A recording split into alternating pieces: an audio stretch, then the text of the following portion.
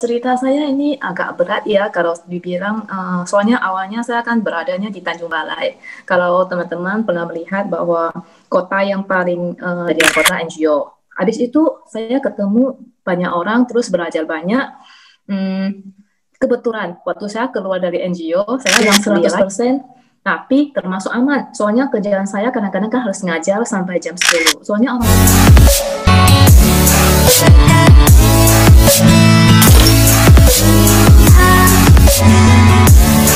Halo Permisa Rudi Haji, dimanapun Anda berada.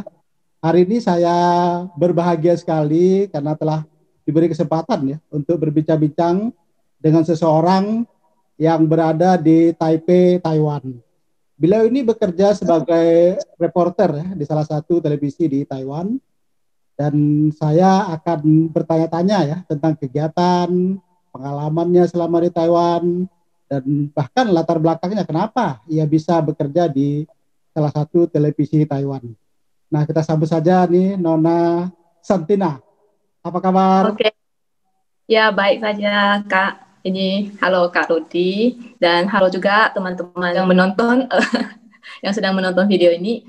Saya Santina Saldali, Tanjung Balai, Sumatera Utara, dan sekarang sudah berada di Taipei, Taiwan ya. Saya beradanya di tepatnya di New Taipei, Panqiao. Di Taiwan sudah 21 tahun. Wow. Dan nanti ketahuan umur saya. Oh, iya. Saya kuliahnya di sini. Ini saya. Oke, nanti kita akan berbincang-bincang nih. Jadi bagi pemirsa Rudi Haji ya, pantengin terus ya pembicaraan kami sampai selesai. Iya. Kita mulai ya. Tadi sudah Sip. disampaikan 21 tahun di Taiwan. Wow. Ini bagaimana ceritanya nih bisa kalau istilahnya kakak yang sebelah itu saya bilang terdampar karena sudah 24 tahun. Ya, ini bagaimana ceritanya nih? Kita ingin tahu ya kalau berbagi pengalaman mungkin bagaimana ceritanya bisa belajar kemudian bekerja di Taiwan.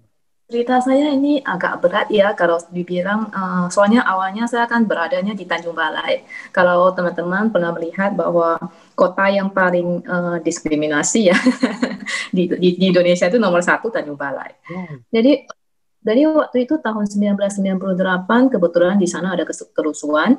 Alhasil saya dan keluarga saya itu kan langsung kirim saya ke Taiwan, maksudnya untuk belajar. Kebetulan udah tamat SMA. Nah, jadi habis ke sini saya kuliah. Nah, kuliah ke sini, waduh, belape deh. Soalnya bahasa Mandarinnya nggak bisa kan. Oh, Ya, bisa juga. jadi jadi akhirnya nggak bisa masuk langsung ke universitas, masuk dulu ke 1 tahun belajar di preparatory school, NUPS. Terus habis itu barusan bisa melanjutkan kuliah, dan setelah kuliah tamat, kebetulan ketemu ya pasangan hidup, dan lanjut di sini, maksudnya lanjutnya tinggal di sini loh. Habis tinggal di sini, kemudian ya gitulah sampai terakhir mempunyai anak, dan anaknya sudah agak besar. Akhirnya ya terjun lagi kembali ke lapangan kerja. Soalnya kan bosan juga kan di rumah terus.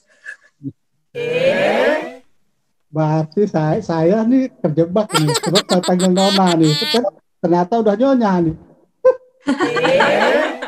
Iya. Iya. Wah, karena memang ya sekarang itu masih ada gadis loh, jujur. Ternyata Saya udah nggak ada. Iya ya. Wow ya. Ini yang kita anggap sebuah misteri terkuak gitu lah ya. Iya. Ya, soalnya di sini kan cuacanya lumayan dingin ya. Seperti sekarang kebetulan sudah tanggal 30 ya. Tanggal 30 ini merupakan masa angin dingin yang kebetulan turun ke Taiwan ya. Dari daratan sana, Tiongkok daratan sana.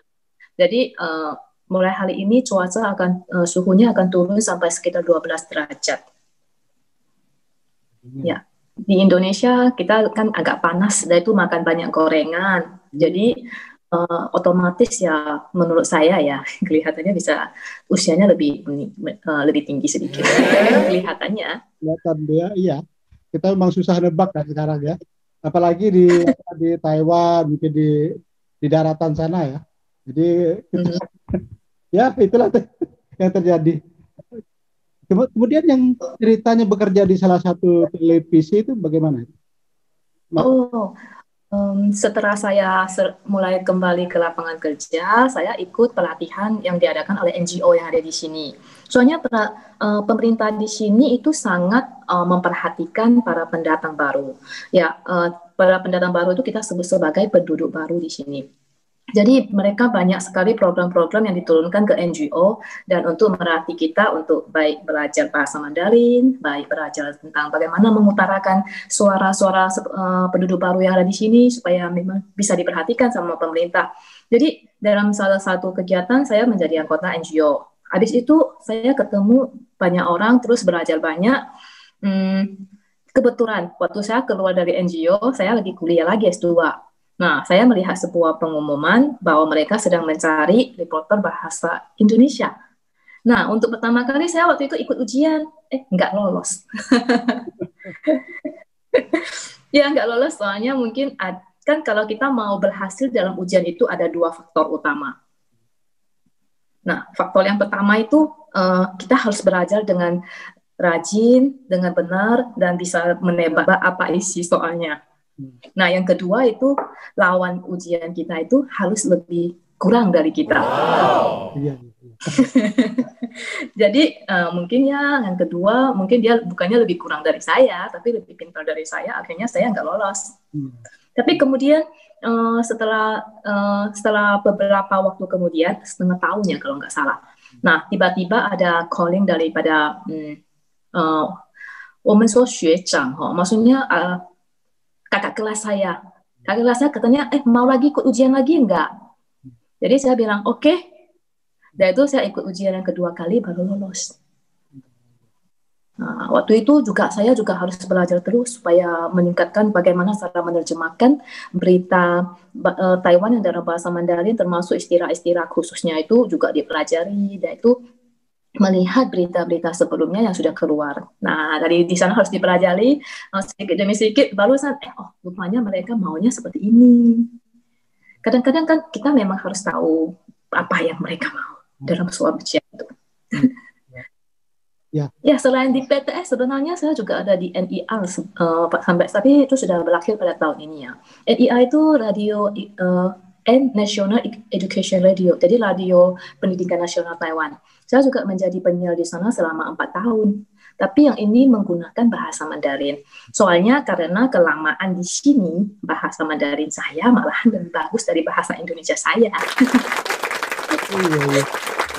Ya, seperti saya juga setelah sampai di Taiwan, saya baru benar-benar mengenal Indonesia loh. Soalnya dulunya mengenal Indonesianya cuma di Tanjung Balai, Medan, Sumatera Utara, itu aja. Itu dunia Indonesia saya. Tapi setelah saya sampai di sini, Indonesia tuh luas. Terus saya juga mulai menggali ya, kenapa terjadi peristiwa 1998 itu. 1998 itu terus akhirnya saya membuat asumsi itu sebenarnya semuanya cuma politik. Dulunya asumsi yang sebelumnya itu saya sudah bilang itu semuanya politik, bukan benar-benar ada diskriminasi, itu semua dipermainkan. Iya, sampai sekarang masih begitulah ya. Iya, sampai sekarang masih begitu. Tapi sudah baik kan? Baik ya. Semenjak kepemimpinan yang baru ya lebih. Iya. Baik, dan kita berharap yang estafet berikutnya juga akan lebih baik. Ya, amin. Dulu sudah dibuka oleh almarhum Gus Dur, ya. Iya. Memperingati dari situ startnya sebenarnya. Iya, dari situ Indonesia mendapat berkah dari Yang Maha Kuasa sudah. Udah dilupain beberapa puluh tahun, sekarang tiba-tiba muncul pemimpin-pemimpin yang bagus. Mudah-mudahan. Kemudian tadi saya yang masalah Mandarin tadi itu aksara sampai sebegitu detailnya menulis aksara itu saya pikir ada sekolah atau bagaimana gitu. Ternyata dari nol tadi kira-kira berapa tahun itu baru bisa memoles, bisa menulis aksara bahkan lebih baik dari bahasa Indonesia itu berapa tahun itu? Sebenarnya begini ya, waktu datang ke sini kan nggak bisa gitu, jadi ujiannya gagal terus. Dia itu merasa, aduh, di Indonesia dulu prestasinya masih lumayan, sampai di sini menjadi yang nomor terakhir gitu. Soalnya kita kalau ujian sekolah ke Taiwan sini ada dua caranya, dua sistem ya. Yang sistem pertama itu saya waktu itu masuknya dengan sistem peranakan Tionghoa. Nah, sistem peranakan Tionghoa itu saya masuk ke sini waktu itu awalnya saya lawan saya itu kan semua dari Indonesia. Pertama-tama ujian yang pertama, tapi ya mereka itu mungkin dari tahun sebelumnya sudah datang ke sini. Maaf, sudah dari tahun sebelumnya sudah masuk ke sini. Terus mereka mungkin gagal juga. Terus mereka les kursus bahasa di sini khusus untuk menghadapi ujian. Nah, jadi waktu saya pertama kali ke sini ya melihat kakak-kakak kelas gitu, lawan sama mereka ya pasti nggak ada sekolah yang bisa saya masuk. Terus akhirnya saya kuliah, maksudnya kuliah itu sebenarnya belajar bahasa 1 tahun di preparatory school. Dari sana itu wah kita itu dibabat terus ya bahasa Mandarin. Dan itu saya waktu itu bilang sama diri saya sendiri, saya ke sini harus belajar bahasa Mandarin. Kalau enggak nanti gagal lagi ujiannya. Jadi saya waktu itu keluar dari grup bahasa Indonesia. Maksudnya teman-teman yang berbahasa Indonesia itu loh. Jadi saya langsung gabung sama orang Malaysia. Soalnya di preparatory school itu gabungan anak-anak dari berbagai negara. Jadi saya gabungnya sama orang Malaysia, soalnya mereka bisa berbahasa Mandarin dengan baik. Nah, jadi saya belajar bahasa Mandarin dengan mereka sama dari Hong Kong. Nah, waktu itu ujiannya baru bisa masuk, dapatnya sekolah swasta sih, masih kurang. Soalnya kalau di preparatory school itu, saya lawannya itu sama orang Tionghoa yang dari Malaysia, yang mereka memang sudah belajar Mandarin dari dulu. Orang Hong Kong dan lain-lainnya, banyak itu yang mereka sudah belajar Mandarin di negaranya. Soalnya waktu itu kita kan tahu, di bahasa Mandarin di Indonesia sebelum 1998 itu tabu. Jadi kita nggak ada kesempatan untuk belajar. Jadi mereka sudah belajar dari dulu-dulunya. Jadi itu cara yang pertama. Tapi sekarang di Indonesia harusnya sudah ada kursus bahasa Mandarin kan Kak? Iya, jadi sudah nggak apa-apa kalau ke sana bisa tanding sama mereka. Nah, untuk jalan yang kedua itu langsung melalui international student. Jadi kalau masuk dengan cara itu biasanya nggak usah ujian sama tanding dengan orang Taiwan sendiri ataupun tanding dengan siswa-siswa dari negara lain. Nah, kalau sama siswa negara lain, kalau ketemu yang Malaysia dan Hong Kong, ya kita memang agak kurang. Tapi kalau yang dari international school ini masuk, kita kan bisa pakai permohonan, pendaftaran gitu. Tapi ada bedanya. Kalau international school itu biayanya, uang kuliahnya biasanya 2 kali lipat daripada student yang dari melalui sistem peranakan Tionghoa ini. Jadi ada sedikit beda sistemnya, gitu. Ya. Baik, kita beralih topik sekarang masalah Taiwan. Karena 1 tahun dia tinggal di Taiwan dan juga sudah berkeluarga di sana. Tentunya Santina ini melihat itu dari perspektif kehidupan sosial dan masyarakat, ekonomi dan keamanan di Taiwan itu seperti apa sih sebenarnya perspektif Santina? Oke ya, kehidupan sosial ya, saya mulainya dari sekolah ya. Waktu itu datang ke sini kan lagi krisis ekonomi. Terus waktu itu saya langsung bilang kepada Jiaoguan itu adalah perwira yang sudah pensiunan yang diutus ke sekolah sebagai guru pembimbing. Nah waktu itu saya bilang, saya sudah nggak ada uang nih Jiaoguan, gimana ya? Dicariin kerja part time. Makanya orang di sini lumayan baik lah ya menurut saya ya. Soalnya sampai sekarang saya selalu bertemu dengan orang-orang baik, tapi kita nggak bisa bilang 100%. Pasti ada juga yang pandang sebelah mata. Tapi itu ya udah kita cuekin. Toh kita nggak ada hubungannya sama dia. Baik, tapi mayoritas orangnya baik. Terus kalau ada toko sarapan, di sini banyak toko sarapan kan, AI itu kalau pagi sebelah, halo tampan, halo cantik, mau pesan apa? Setiap orang itu menjadi tampan, menjadi manis, menjadi cantik gitu, jadi perasaan menjadi senang. Orangnya kalau kita tersesat di jalan, ditanyain kadang-kadang ya, langsung dibilang, saya antarin kamu aja deh ke sana. Itu loh orangnya. Ada sebagian, tapi nggak semua. Ada yang cuma tunjukin, tapi ada. Saya pernah ketemu. Kamu mau waktu itu saya lagi naik sepeda motor. Lagi tersesat. Walaupun ada GPS kan, saya masih bingung. Langsung diantarin saya ke jalan, naik ke atas jembatan itu untuk pulang. Jadi menurut saya kalau orang secara sosialnya, orangnya baik lah, ramah. Nah, kalau dari status ekonomi, menurut saya kalau perkembangan ekonomi kita di sini ya, kalau di Indonesia biasanya kan kita suka buka usaha sendiri, ya enggak? Ataupun di tempat saya khususnya ya, kalau kita biasa buka usaha sendiri, kayak di sini kita rata-rata bekerja sama orang lain. Tapi kita bekerja juga oke lah, maksudnya bisa cukup untuk penghidupan sehari-hari. Terus menurut saya ekonominya oke-oke aja. Apalagi kalau kita sekarang bahasa Indonesia di sini itu sudah mulai populer loh.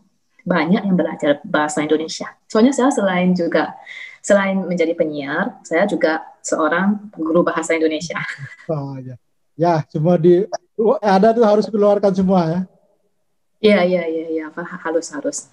Nah, kalau di sisi keamanan itu, wah itu menurut saya sangat aman lah. Kita nggak bilang 100%, tapi termasuk aman. Soalnya kerjaan saya kadang-kadang kan harus ngajar sampai jam 10. Soalnya orang tua itu rajin-rajin loh. Mereka mulai belajar bahasa Indonesia itu biasa jam 7 sampai jam 10 malam. Jadi kalau 10 malam saya pulangnya kalau pakai MRT sampai ke rumah harus jalan lagi. Itu kira-kira jam 11 atau 11 lebih sampai di rumah. Tapi masih terang. Semuanya aman, nggak pernah ada masalah. Jadi malam-malam ada juga teman saya yang jurnalis di Indonesia. Jadi dia waktu itu datang ke Taiwan, dia bilang, oh Taiwan aman. Dia jam 12 bersepeda di pinggir jalan itu nggak apa-apa katanya.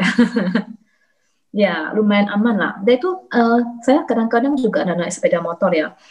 Kunci saya itu saya nggak bawa pulang, nggak bawa, terutama belanja di pasar swalayan. Sering lupa. Kita 2 jam di dalam keluar, tali kunci nggak ada. Jadi langsung ke sepeda motornya, masih ada di sana. Itu bukan 1-2 kali. Kemarin saya juga baru saja. Waktu ke pasar swalayan beli yogurt. Keluar, kunci saya mana? Saya tanya sama pegawai tokonya, di sana nggak ada. Katanya, coba cari di sepeda motor kamu sendiri. Iya, lupa cabut. Sering sekali. Kunci rumah sudah beberapa kali ya.